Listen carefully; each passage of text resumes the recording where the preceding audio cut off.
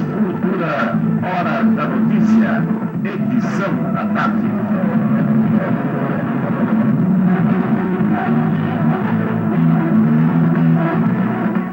Boa tarde. Mais de 25 mil pessoas estão desabrigadas no Rio Grande do Norte. Há um mês que chove em todo o estado, fazendo transbordar mais de 600 açudes. Ao que se informa, o nível dos rios continua a subir, deixando cidades isoladas e a população sem trabalho e alimentos. O governador do Rio Grande do Norte, Fortes Pereira, irá amanhã a Brasília para entregar relatório ao Ministério do Interior sobre a situação em seu estado. Os empreiteiros de obras públicas e civis vão pedir indenização aos governos federal e estaduais pelos prejuízos que tiveram no ano passado. A decisão foi tomada por representantes de sindicatos e associações de obras públicas e civis dos estados de São Paulo, Paraná, Minas Gerais e Rio Grande do Sul. Os empreiteiros dizem que os prejuízos foram provocados pelas distorções nos preços de materiais de construção e de mão de obra, verificadas principalmente a partir do mês de maio do ano passado. E a medida que pedem tem como objetivo a recuperação econômica e financeira das empresas de construção. Diminuiu o consumo de gasolina em São Paulo depois do último aumento. A informação foi dada pelo presidente do Sindicato do Comércio Varejista de Combustíveis, Antônio Scavone. Os aumentos não têm acarretado diminuição, principalmente o último acarretou uma diminuição de cerca de 10%. Isso é normal nessas ocasiões? Eu digo em ocasiões de aumento? Quando o aumento é considerável, é normal. Mas durante quanto tempo dura essa restrição de consumo? Quando o aumento é muito grande, ele pode persistir por muito tempo e pode ser imprevisível a sua duração. Será esse o caso do último aumento? Talvez seja, né? Ainda segundo o sindicato, a situação já devia estar normalizada, mas, ao que tudo indica, os motoristas estão procurando economizar gasolina. O outro indício de que o consumo não é normal é que a maioria dos postos, a conselho do sindicato, não está mais aceitando os cartões de crédito para pagamento de gasolina. Isso porque a taxa dos cartões é alta e diminui a margem de lucro dos postos de gasolina. Para os comerciantes, é mais barato trabalhar com cheques do que com cartões, mesmo descontando os cheques sem fundo. Um posto de gasolina de bom movimento está vendendo cerca de 70 mil litros por mês. Há alguns meses atrás, esse número já chegou a ser quase o dobro. O aumento da gasolina está provocando também uma modificação no mercado de automóveis, principalmente os chamados carros grandes. Com os carros grandes, o que está acontecendo em linhas gerais é que todos querem vender e ninguém quer comprar. Para os compradores e vendedores da chamada boca dos automóveis, a situação é passageira, porque os motoristas vão acabar se acostumando aos novos preços da gasolina.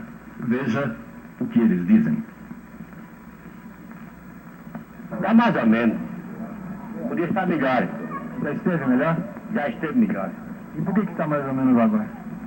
Essa parte eu não posso, não sei. Será que é o aumento de gasolina? Está todo mundo com medo de gastar muito? Eu acho que deve ser. A minha opinião é que deve ser a gasolina, sim. Você trabalha com automóveis também? Trabalho. E como é que está esse mercado de carros grandes? Tá ruim, aumento de gasolina, né? Tá ruim. É verdade que está todo mundo querendo vender carro grande e ninguém quer comprar? Justamente. É isso aí, é. Carro grande caiu muito, devido ao aumento da gasolina. Já houve época que vendia melhor? Já, muito. Agora, com o aumento de gasolina, está pior. Você acha que essa situação vai continuar assim muito tempo ou vai melhorar? Vamos melhorar, né, amigo? Tem que melhorar, né? Porque a gente morre de fome, né? A situação é um pouco diferente para os que comerciam com automóveis de luxo importados. José Dias Batista é um deles.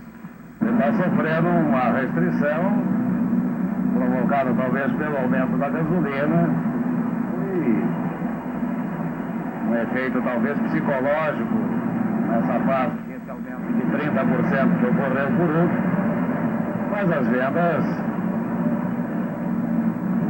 estão vendendo de forma normal, tendo acompanhado o mercado. Houve uma restrição no mercado, uma limitação nos financiamentos, havendo uma restrição maior para carros importados das financeiras. Isso tem provocado uma queda, mas não acentuada.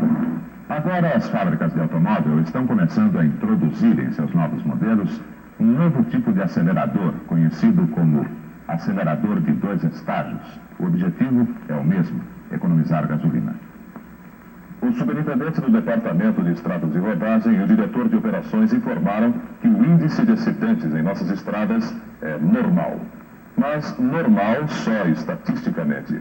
Em números absolutos, eles revelam um índice de mortalidade muito alto. Luiz Lopes de Carvalho, superintendente, e Vlaster Miller da Silva, o diretor de operações, deram entrevista à imprensa. Eles fizeram um balanço da operação saneamento realizada na Semana Santa. Para Vlaster Miller da Silva, diretor de operações do DR, são 2 as causas principais de acidentes: tráfego exagerado em estradas de pista simples e má distribuição no tráfego de veículos. Ele disse que o tráfego normal de caminhões nas estradas deve ser feito por cento do total dos veículos em tráfego. No Brasil, eles alcançam até 40% do total. Por causa disso, as estradas paulistas estão sendo duplicadas ou recebendo uma 3ª pista. Tudo isto para facilitar o tráfego e diminuir o perigo de acidentes. As medidas são de caráter geral e de caráter particular. No caráter geral, nós estamos num programa intenso de recapeamento das rodovias, proporcionando melhores condições de pista ao usuário. Um programa intenso de sinalização, permitindo que o usuário utilize a rodovia plenamente, sem necessidade de indecisões quando tem que tomar uma opção qualquer. Caráter particular, nós temos relatórios de todos os boletins de ocorrência da Polícia Rodoviária, permitindo localizar os pontos negros das rodovias, ou seja, os pontos onde ocorre maior número de acidentes, e verificar nesses pontos quais os trabalhos que devem ser feitos de conservação e de melhoria para reduzir o número de acidentes nesses pontos. O Major Francisco Antônio Coutinho da Silva, comandante do Batalhão Rodoviário, também presente na entrevista, disse que 80% dos acidentes acontecem por falhas humanas. Por isso, a Polícia Rodoviária faz operações como a Operação Saneamento. Pretende-se, com isso, evitar embriaguez no volante, por exemplo, e tirar de circulação carros sem condições de segurança. As estradas também estão recebendo atenção do DR. Veja o que o Dr. Luiz Lopes de Carvalho diz. Eu diria que as estradas paulistas passam por uma situação alvissareira, porque além de um vasto programa de pavimentação e execução, estamos dando bastante ênfase ao recapeamento, à sinalização e outros serviços de conservação. E particularmente, estamos procurando eliminar das nossas estradas todos os pontos negros, que são aqueles que concorrem com o maior número de acidentes nas nossas estatísticas. INPS, Instituto Nacional de Previdência Social. Hoje, essa sigla vai desaparecer e no seu lugar surge outra, MPAS, Ministério da Previdência e Assistência Social. O projeto que cria o novo ministério deverá ser aprovado logo mais pelo Congresso Nacional. Não se conhecem ainda as linhas básicas do novo ministério, nem as soluções que ele vai adotar diante de velhos problemas de assistência médica no país. A reportagem de Hora da Notícia esteve num posto de assistência do INPS e conversou com os maiores interessados nessa mudança, os segurados. Veja aqui o que eles dizem do atual INPS e do futuro Ministério da Previdência Social. O INPS vai ser transformado em Ministério de Previdência Social. Você acha que vai melhorar com isso? Eu penso que sim, né? Deve dizer para melhorar, né? Porque do jeito que está, é duro do jeito que vai indo, né? A gente passar o dia todo na porta do INPS e não ser atendido. Que hora você chegou aqui? Nós chegamos aqui, não foi muito cedo hoje, né? Porque a gente já sabe que é desse jeito mesmo. Nós chegamos aqui, era 1h. Nos outros postos também é assim? Os outros postos tudo desse jeito. Sorocabana, Santa Cecília, é tudo igual. E o senhor acha que vai melhorar? Homem, eu acho que vai melhorar, porque mais pior que nós temos, não pode, só esperando melhora, né? Porque tem repartição aí, que a gente vai, doente vai, e às vezes vão embora naquele dia e não é atendido. Porque eles mandam esperar o médico seu chega para a hora, 1 ou 2, chega, a hora não aparece, manda embora para vir no outro dia. Se o mal for de morte mesmo, vai morrer sem consulta, como tem muitos que morrem por aí, por causa de não cuida na hora, o remédio não dá na hora, né? E você? Olha, eu acho isso aí ridículo. Isso aí devia melhorar mais, como você disse, vai ser o ministério, né? Olha, eu cheguei aqui 6 horas da manhã, estava aqui na frente. Fui tomar um cafezinho, acabei pegando o número 348. Fui falar com o guarda sobre esse número, o guarda me respondeu mal. Falou que eu tinha que ficar no fim da fila. Eu acho isso aí ridículo demais. Como é que você acha que devia ser? Eu acredito que se mudar logo, pode ser que melhore, porque na situação que nós estamos não pode continuar. A pessoa passa o dia inteiro aqui no NPS, chega de manhã cedo, quando chega no meio-dia, vê o médico, vai embora, passa 2 horas, 3 horas para ver outro médico. Mas não é só segurados que têm esperanças de melhoras. Um dos médicos que tomam conta de um posto da Zona Oeste também dá a sua opinião. A mudança é para melhor? Atualmente existem filas grandes em todos os postos de PA, né? Agora, há também a falta de vagas em hospitais. Tem pessoa que o governo agora vai providenciar todas essas falhas, vai corrigir todas essas falhas, e também possa ter possibilidade de conjugar o atendimento, viu, nos hospitais, nos casos de urgências, né? Que há casos em que há indivíduos que muitas vezes, com cópia estranha na vista, é solicitado voltar depois de 15 dias. É isso normalmente? Quando chegar ao posto de atendimento, se solicitado voltar 15 dias depois? Eu acho que sim. Acho que tem muitos casos eu tenho visto, né? Eu acompanho muitos casos. A criação do Ministério da Previdência Social foi sugestão dos próprios sindicatos dos trabalhadores interessados no desmembramento do Ministério do Trabalho. Os sindicatos querem agora uma forma de participação no novo ministério. É desejo dos sindicatos, é desejo do movimento sindical brasileiro participar em todos os escalões desse novo ministério. Porque os trabalhadores não são técnicos em previdência social, mas são profundos conhecedores na prática do seu funcionamento. E muitos subsídios, muitos conselhos, muitas soluções poderiam surgir da presença do dirigente sindical na administração, nos órgãos administrativos da nova Previdência Social. Não faltam queixas contra o INPS. A primeira delas é o mau atendimento médico prestado pelas firmas médicas que estabeleceram convênios com o INPS. Essas empresas médicas têm sido as maiores beneficiadas com a crise do órgão. Elas recebem 5% de um total de 16 pagos pelos trabalhadores. Uma segunda acusação contra as empresas que prestam serviços médicos ao INPS, o oportunismo. Essas empresas, segundo dirigentes de sindicatos, são as responsáveis pela seleção de boa parte de candidatos e emprego em firmas comerciais e industriais. Elas costumam, numa primeira fase, escolher os candidatos de boa saúde, recomendando o afastamento dos outros. Numa fase seguinte, quando um funcionário de uma empresa começa a ter problemas de saúde graves, seu afastamento também é recomendado pelas firmas de assistência. Com isso, elas economizam dinheiro que seria gasto com operações, também caras. Veja o que diz o presidente do Sindicato dos Metalúrgicos sobre esse problema. Para que a Previdência funcione razoavelmente bem, é necessária a sua descentralização. Porque muitos pretendem a privatização, a comercialização da medicina. O presidente do Egito, Anwar Sadat, afirmou hoje que conta com um número fabuloso de tanques prontos para cruzar o canal de Suez, se a situação exigir. Ao falar a uma delegação de estudantes egípcios, ele disse que o país está agora preparado para todas as eventualidades. Informação final de Sadat. Os mísseis do Egito continuam apontados para as 3 principais cidades israelenses. Em Washington, os chanceleres da América Latina iniciam hoje, com o almoço, o encontro com o secretário de Estado norte-americano, Henry Kissinger. O objetivo do encontro é a concretização dos planos para um novo diálogo entre a América Latina e os Estados Unidos. Esses planos foram discutidos no México em fevereiro passado, durante o encontro de Kissinger com 24 chanceleres latino-americanos. Nessa reunião, foram debatidos os problemas referentes à soberania do Canal do Panamá, reivindicada pelo governo panamenho, a forma da ajuda norte-americana aos países da América Latina e a atuação das empresas multinacionais no continente. No encontro de hoje, estes e outros assuntos voltarão a ser debatidos e até amanhã se espera uma declaração sobre os resultados dos debates.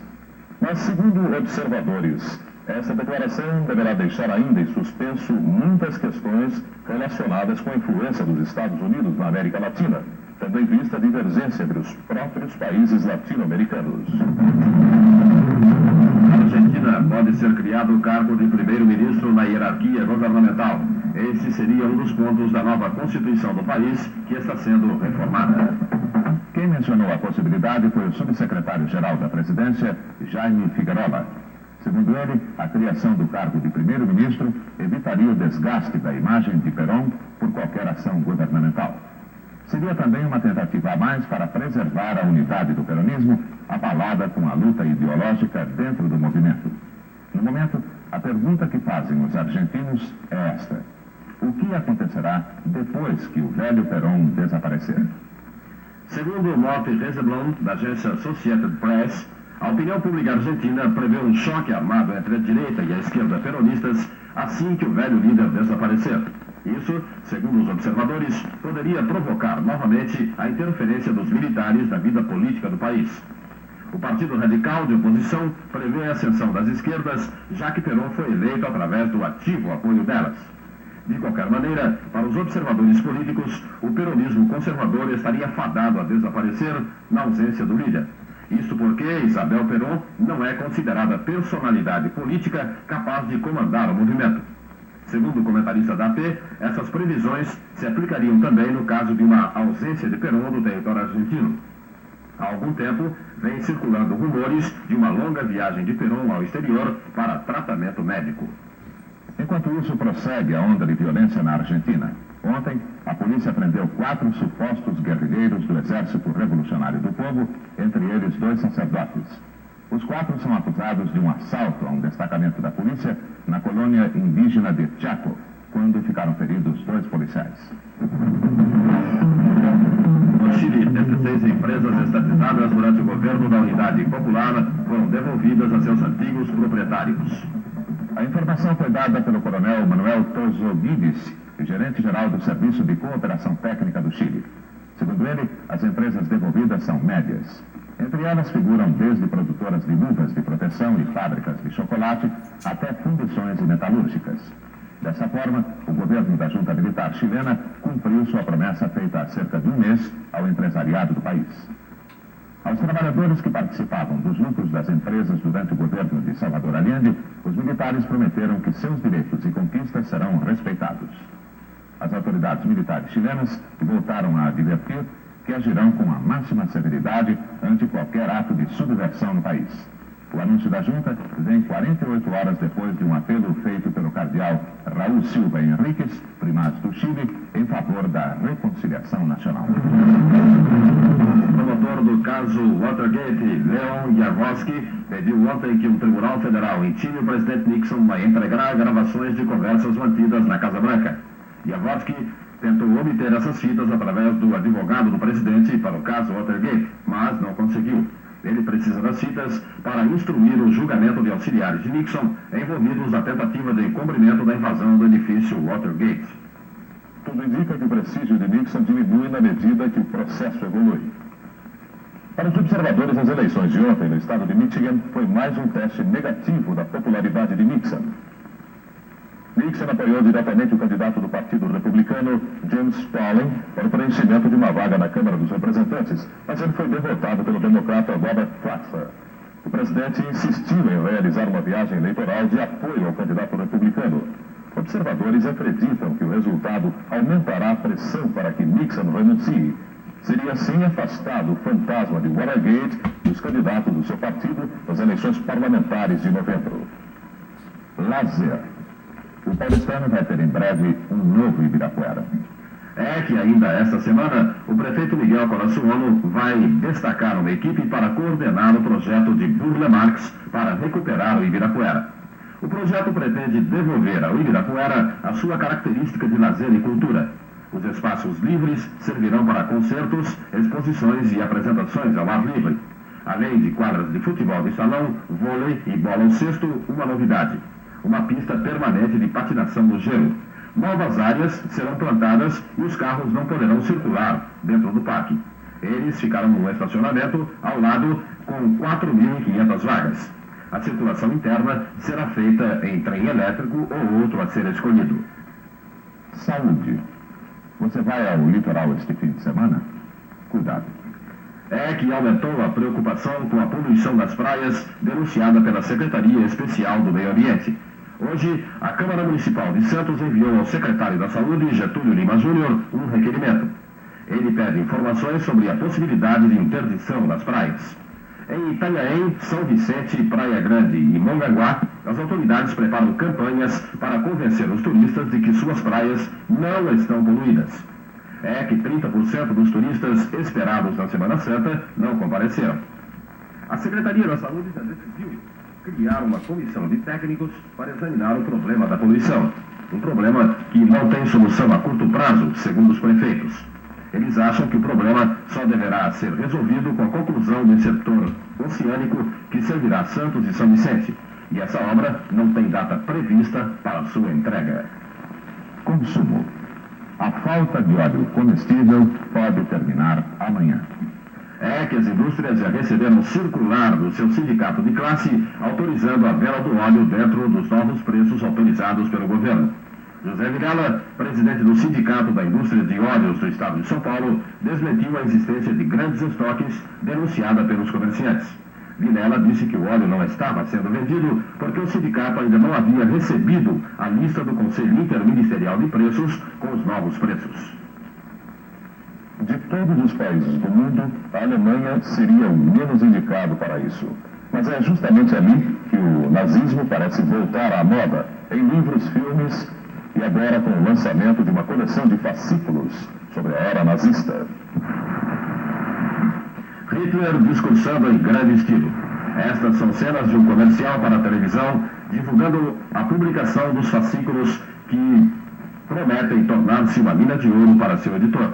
Os fascículos oferecem ao leitor reproduções autênticas de fotos e reportagens da época nazista.